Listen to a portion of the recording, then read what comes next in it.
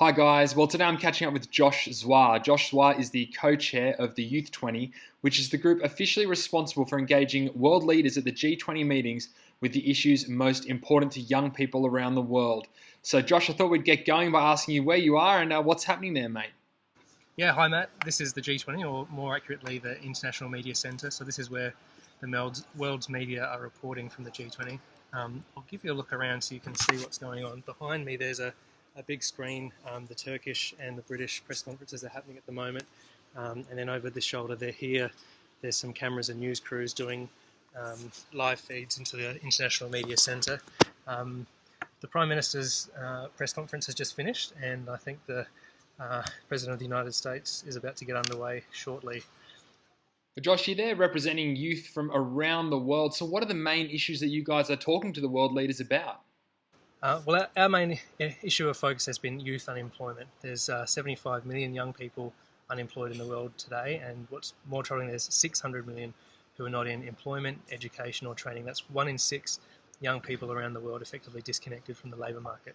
So we've been here following up on our advocacy we've been doing right through the year on youth unemployment and asking for leaders to commit to strong action in their Leaders' Declaration today.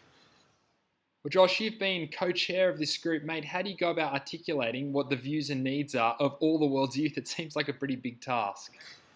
So we had a youth summit in Sydney in July that we convened, and we brought Y20 delegates from across the G20 countries together to discuss issues concerning youth and formulate policy recommendations.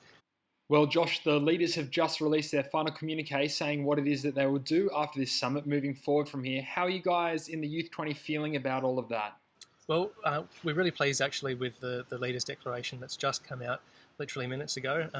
Pleased to see strong wording committing to reducing youth unemployment, and even more than that, committing to some of the policies that we've recommended, including investing in apprenticeships, relevant skills training, incentives for hiring young people, encouraging youth entrepreneurship. So those are some of the recommendations that came through at our Y20 summit that were encapsulated in our own communique at the conclusion of that. And then we've been at every major G20 meeting in the host country since then. So the Labour and Employment Ministers meeting, the Finance Ministers meeting, Sherpa's meetings, advocating for those policy asks and for some others.